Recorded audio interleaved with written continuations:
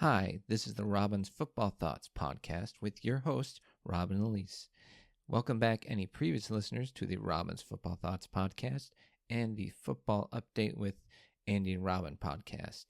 I've decided to bring this podcast back after the entire 2024 NFL season and right when the 2025 NFL offseason is about to be in full swing. Thank you so much for tuning in. Today I'll recap some of the biggest storylines out of the NFL Combine and also what the Buffalo Bills are up to early this offseason for hopefully my sake to get over the hump and get to a Super Bowl. Before we do that, I'll recap some of the news and headlines from around the league in the NFL Combine. Players who have asked for a trade / been put on the trade block include wide receiver Cooper Kupp, defensive tackle Jonathan Allen from the Commanders, Patriots defensive tackle Devon Godchow, Titans linebacker Harold Landry, Packers cornerback Jair Alexander, and Bengals linebacker Jermaine Pratt, and Raiders tight end Michael Mayer. So we'll see if any resolution comes for those guys. There is one resolution that came early as of yesterday.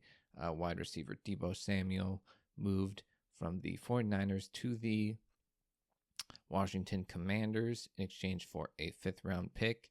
And it feels like that is the one spot that really fit him best, team and player, where he's a player that can't really beat people in man coverage, can't win deep anymore, but he's a guy that can catch passes underneath, break some tackles and make some moves, and also take some carries out of the backfield. And the way that the Cliff Kingsbury, Jane Daniels offense works with Washington, they have the one deep guy in Terry McLaurin, and then they threw it underneath to guys like Eckler, Zach Ertz, Olamide Zaccheaus, but they didn't have that like complementary guy to Terry McLaurin, so they have that now with a Deebo Samuel, who in a contract year, the Commanders take on $17.55 million in salary, while the 49ers take a $31 million dead cap hit, but also move out a player who was disgruntled and wanted out. His offense now, it looks even more intriguing than it did last year. So feels like it's a great fit, especially with Adam Peters being the GM there. He was previously the assistant GM in San Fran with him. And then Anthony Lynn, the run game and running backs coach, was also in San Fran in the 2023 season when Deebo was there. So it's just a pretty nice fit there. And it'll be interesting to see what the Commanders do in addition to this move to build around Jane Daniels. They got to the NFC title game surprisingly in his rookie year, but for them to get to that and beyond that, you feel like there's going to be a lot more eyes on them, and they're going to have to continue to build up the roster, and especially losing the NFC title game by 30 to their division rival and eventual Super Bowl champion, the Philadelphia Eagles. But, it's a decent start, and it makes the NFL and the NFC East specifically more interesting. 49ers, apparently they are also interested in, or at least open to trading Brandon Ayuk. So they had big money spent on both him and Deebo Samuel last offseason. And it always kind of felt like a weird, awkward situation because there were rumors about them being moved last year. And it felt like they were still in that Super Bowl window, at least in their mind. So they wanted to keep as many weapons around Brock Purdy in that offense as possible. But injuries to Ayuk, injuries and sickness to Deebo Samuel, and then to the rest of that all-pro skill group, really affected how well they could be, including Christian McCaffrey and everything like that.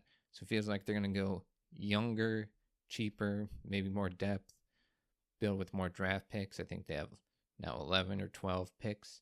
So if they use those draft picks and continue to build up the depth and maybe get at least close to, if not as talented an offensive skill group as they had before, while still being able to budget for a new Brock Purdy contract, that'll be their strategy going forward.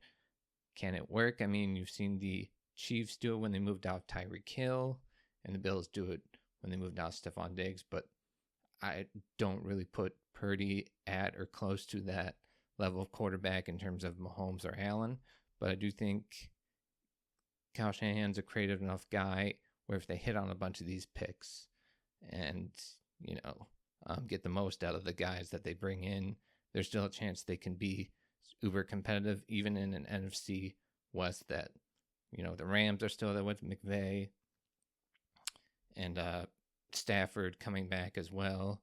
That's one of the big headlines is Stafford, Matthew Stafford, having a chance to look at the market with both the Giants and Raiders and coming back. Seahawks won 10 games last year, and then the Cardinals keep building up. This is the third year of Jonathan Gannon coming in as the head coach. So are they contender in that division too? We'll see.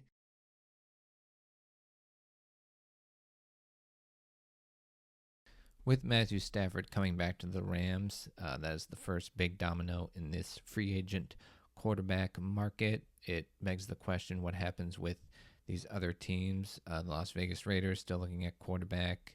The New York Giants looking at quarterback. Do they go draft, free agency, both? Options in free agency include Aaron Rodgers, Russell Wilson, Justin Fields, Sam Darnold. Do those guys get to market? And if so, are those teams interested in them? The Steelers have to make up their mind whether it's Fields, Wilson, or neither. Other big news, Travis Kelce announced on the Pat McAfee show, or was announced on the Pat McAfee show, that he is returning to the Kansas City Chiefs. So one of the great tight ends to ever play the game. The Super Bowl didn't go as planned on multiple fronts, but he had a couple early drops in that game. Didn't look completely right, but he is returning. So he and Mahomes are back to try and get to and win another Super Bowl. Couldn't get the three-peat, but they still technically are in this dynasty era for them. And then the NFL salary cap set at $279.2 million, an increase of $23.8 million from last year. And it feels like last two big salary cap jumps, last year jumped about $30 million, that they're getting back to right around where they should be. It was going up and up and up the cap until the 2021 season, because the 2020 season was about 198 and then went down to about 182, and that was due to the COVID year 2020 NFL season, and they didn't get the revenue from the in-stadium fan participation that they normally counted on. And then the franchise tag news, Trey Smith for the Chiefs, the one big offensive line guy in free agency, apart from maybe Ronnie Stanley, the left tackle from the Ravens. He will be given the franchise tag at $23.4 million. So gonna be tough to see how the Chiefs are going to be able to pay him and also keep guys like Charles Omenihu. What do they do at receiver with DeAndre Hopkins, Hollywood Brown among the free agents at that position? Myles Garrett has made it clear that he's unwilling to negotiate a contract extension with the Cleveland Browns and continues to put out his firm stance on wanting out of Cleveland. The GM, Andrew Berry, has said they're not planning on trading him. So it feels like some sort of stalemate. I don't know if it gets resolved in March or after the draft. But, he's as good as any defensive player in the league.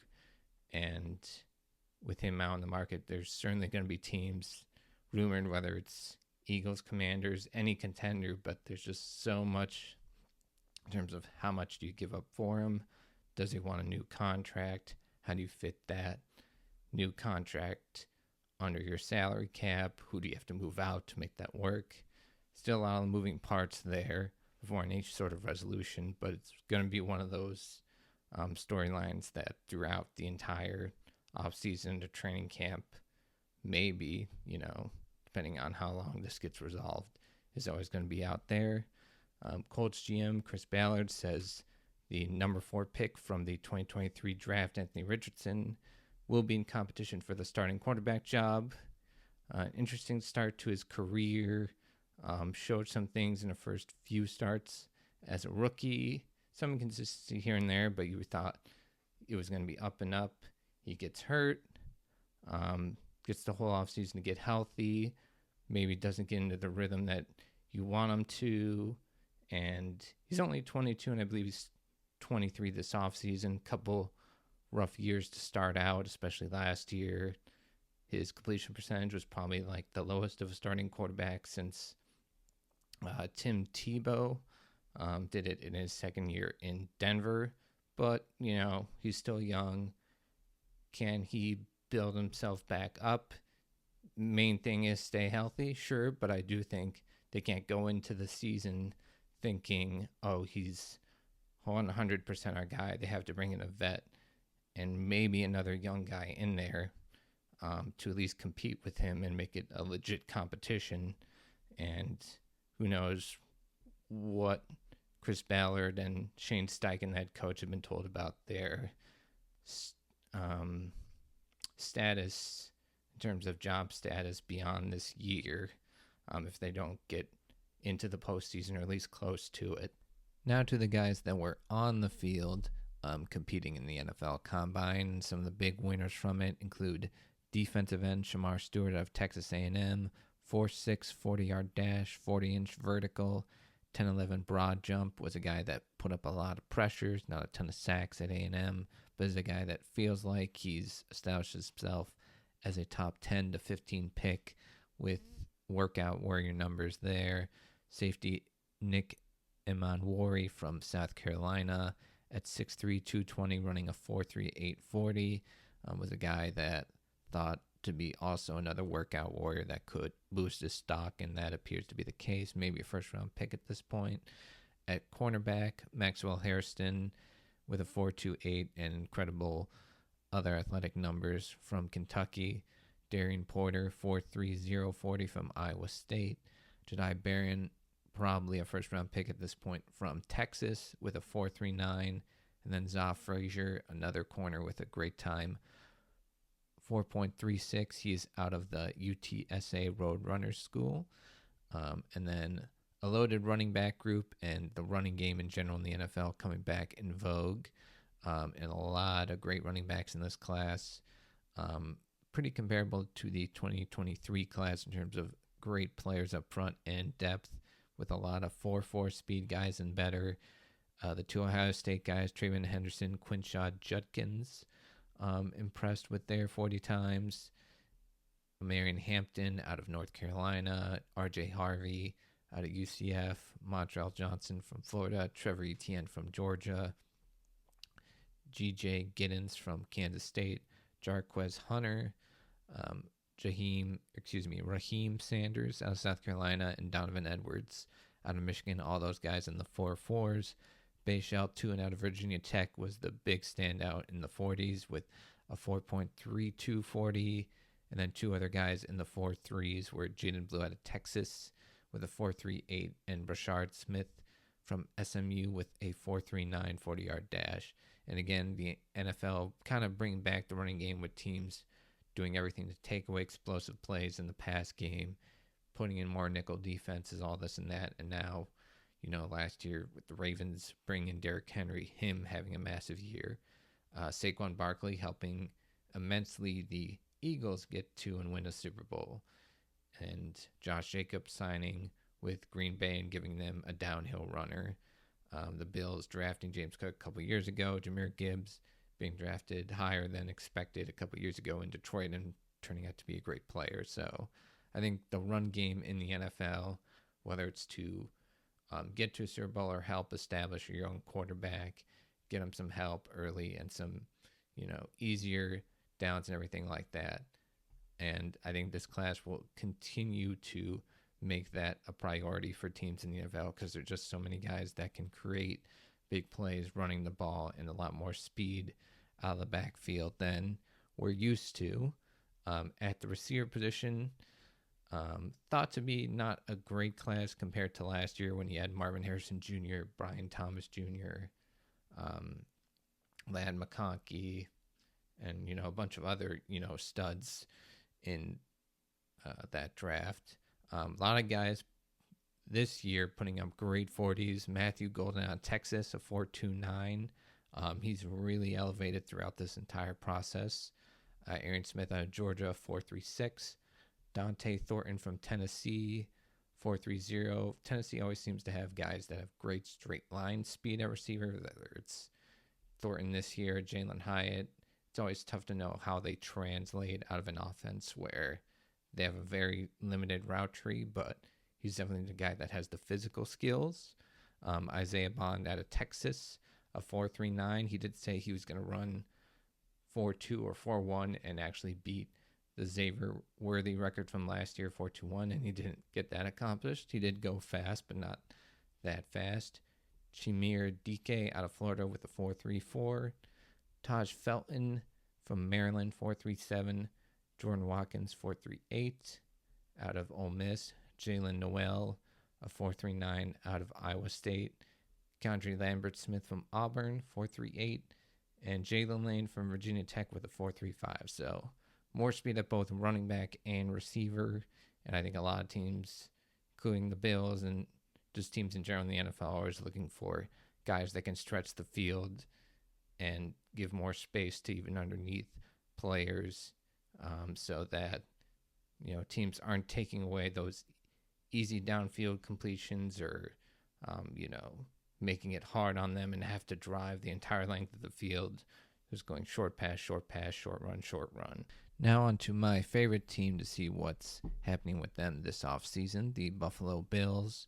The one big signing to start the offseason was signing Khalil Shakir to a 4-year, $60 million contract extension, and that number is between the 23rd to 28th highest wide receiver paid. He gets $18 million in the first year, and then next 42 spread out through the next 3 years. And he's one of those players that he isn't putting up the biggest stats, and is he a true number one receiver?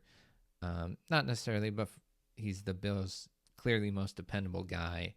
And there is stuff he does outside of the box score in terms of blocking, both when they're running the ball and running screens. And he creates so much yard after catch, second most yards after catch per play in the league. He's just so versatile and so trustworthy for Josh Allen coming off MVP year. And to have that guy secured for the long term after drafting and developing him, as a 5th round guy, and then it taking about a year and a half for him to get consistent hands and, develop that chemistry with Josh Allen. It's just huge to be able to sign him and then sign him at a deal where you look at someone like T. Higgins, who's going to get the franchise tag at, 25, 26 million. Not saying T. Higgins isn't awesome. He is, but if you can have your top receiver signed at 15 million, about 60%, per year salary compared to what Higgins would get as a franchise tag, and maybe, move to another spot if that ends up happening, I feel like you're pretty happy with that. Now you still have to figure out the rest of the receiver room. Mark Cooper is a free agent. Matt Collins is a free agent. Which of those two guys you're bringing back?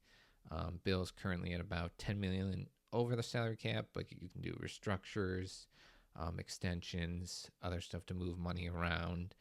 I think it's a good start overall, though, for Buffalo for this to be their first move, because they do have to find a way to retain a young core. Other guys in line for extensions, linebacker Terrell Bernard. When him and Milano are healthy, I feel like they're as good as any linebacker do in the league. Now, the past couple of years, they've both been banged up some, but I feel like you have to try and keep that duo together, maybe put some depth behind them. So I'd like to see him extended. Christian Benford, he's not a massive name in the league, but analytics-wise and stats-wise, he's as, shut down a corner as any in the league. Fortunately, he's been banged up in, their last 2 playoff losses to the Chiefs. So you'd like to be, see him be able to be healthy and be in those games throughout the entirety of them. But he is a big-time player, and you'd like to see him kept. James Cook has made known he wants $15 million or around that. Production-wise, touchdown-wise, especially off last year, you're thinking, you try and make it especially work with him. The one concern with him, a couple of concerns early on were, drops catching the ball or fumbles, and I feel like he's cleaned both those up and also been a great between the tackles runner, which wasn't a massive strength coming into the league, and he runs with more toughness than he used to. Third down back-wise, though, not the greatest in pass protection. Ty Johnson was in on a lot of those pass pro downs, third down situations because he was great at that, and maybe even sometimes a little better receiving out of the backfield. So, do you want to spend that much on a guy, even at as great a player as he is, at like I said before, running back has been pushed up, but is it as premium position that you want to invest in, especially when you have, I mean, Ty Johnson's a free agent, but you hope to bring him back. Theoretically, have him and second-year player Ray Davis, who also does some of those third down stuff really well. So ideally, you find a way to keep him and those other two, but, you have to figure out how that works, current cap-wise and future cap-wise. And then the last one in line for extension is Greg Rousseau, who's been solid, occasionally had moments of spectacular play, and you'd like to have him and Ed Oliver signed at reasonable deals. One thing that is concerning is, never had the most massive sack numbers, and in the AFC title game, the lack of pressure was an issue, and also the times where they got pressure, but they lost contain and felt like at least, half dozen times on Rousseau's side they lose contain. And then Mahomes is able to run for big yards, first downs, keep the clock and the drive going. And that unfortunately was a big part of them losing. And again, you can't blame it on one player. You can't play it on one play. But, when the margins are that close, you got to be practically perfect in the postseason, and is Russo one of those guys that you can count on to be that? Not sure, but you'd like to keep guys that you draft and develop in long term. So he's going to be maybe he and Cook are going to be maybe the two most interesting ones. What do they do future extension wise? But coaching staff wise, they let go of strength and conditioning coach Eric Ciano. I believe he's been there since 2016 and was named the strength and conditioning coach of the year in the NFL in 2020. He has since signed with the Jacksonville Jaguars, who have their own type of youth movement, both coaching staff and front office wise.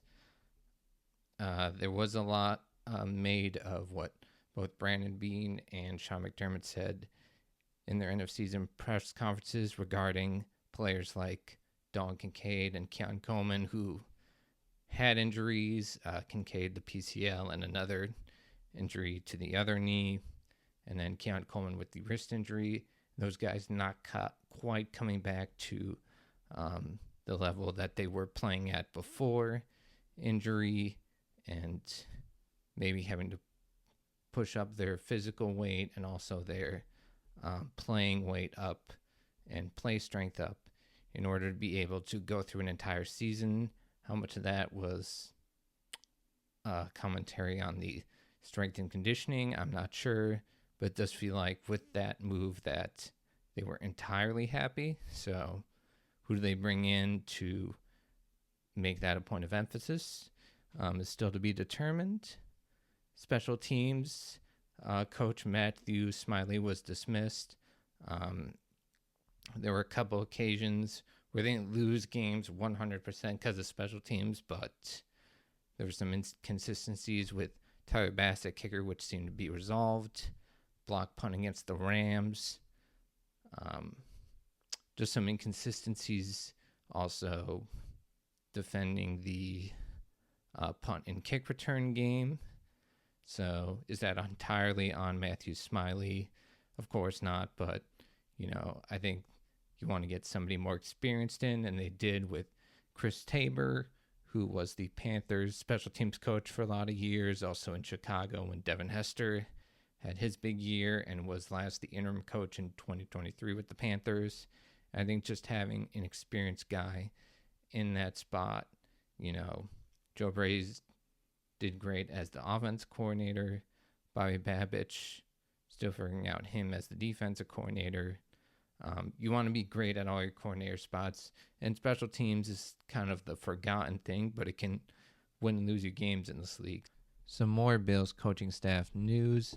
They brought in former Jaguars defensive coordinator and Falcons defensive coordinator Ryan Nielsen as a special assistant to the defensive line, Mike Pellegrino as nickel coach, and Jason Rebovich as assistant D-line coach. So as bad as it seems sometimes with their defense in the postseason, and even though they were very, very close to getting to a Super Bowl, they aren't resting on their laurels. They're not being, complacent. They are making some big moves. Will those moves be enough to, recruit great defense linemen, develop great D linemen this offseason? Remains to be seen. But the big thing for me is just find a way to keep that young core together. And then if there is a move that allows you to, make a big splash and get impact player or two on defense that can change the trajectory for them, I'm all for it. But, it has to fit alongside that as well. But I know some people are go for the all-in move, go for it. I have to see it, how it fits with everything before I'm like 100% that way. But, it's going to be intriguing offseason for the Buffalo Bills and all 31 other NFL teams. So thank you again for listening if you're new or old listener from the past podcast. So we appreciate you so much, and you have a great rest of your day. Bye-bye.